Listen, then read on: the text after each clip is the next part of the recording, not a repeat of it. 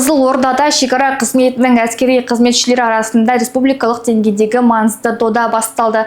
Қазақстан Республикасы ұлттық қауіпсіздік комитеті шекара қызметі директорының кубогіне арналған шекаралық сайыс турнирі сыр өңірінде жалауын көтерді. Толығырақ тілші бейнематериалында. 2026 жылғы 22-24 сәуір аралығында Қызылорда облысында өткен шекаралық үш сайыс республикалық турнирі Қазақстан Республикасы ұлттық қауіпсіздік комитеті шекара қызметінің әскери қызметшілері арасындағы маңызды кәсіби спорттық шаралардың бірі. Бұл жарыс тек спорттық бәсеке ғана емес, сонымен қатар шекарашылардың жауынгерлік дайындығын шыңдайтын кешенді сынақ ретінде ұйымдастырылады. Бұл сайыс әрбір шекарашы қызметшінің өзінің жауапкершілігін, сонымен қатар елімізге патриоттық рухын көтеруге арналған іс-шара болып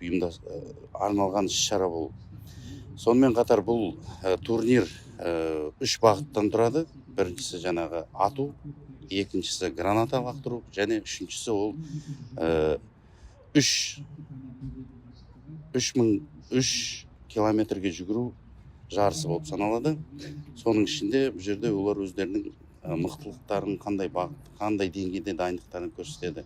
Сонымен қатар бүгін біз осы ашық есік ұйымдастырып, шекара департаментімізде артымыздан еріп келе жатқан жас ұрпақтарымыздың патриоттық рухын көтеру мақсатында жас шекарашыларды шақырып, соларға осындай көрме көрсетіп, біздің шекарада қандай жабдықтармен жабдықталған соны көрсету ұйымдастырылды.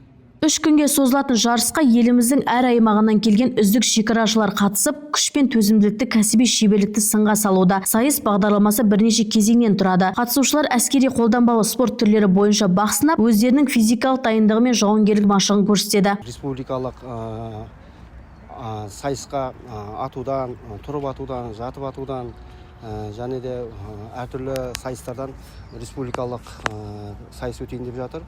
Соған Қазақстанның шекарашыларына сәттілік тілейміз. Еліміз аман, жұртымыз тыныш болсын. Әр азаматтың борышы отанды қорғау. Отанды қорғауға осындай жастарымыз, шекарашыларымыз үлестерін қосып, осындай үлкен турнирге қатысып, Қазақстан Республикасының әр өңірден келген азаматтарымызға сәттілік. Айта кету керек, бұл турнир шекара қызметкерлерінің кәсіби деңгейін арттырумен қатар тәжірибе алмасуға да мүмкіндік береді. Жарыс қорытындысы бойынша үздік деп танылған командалар мен қатысушылар кубоктармен, арнайы грамоталармен және бағалы сыйлықтармен марапатталмақ. Аружан Серікқызы, Ерасыл Тұрсынбай, 7-7 News.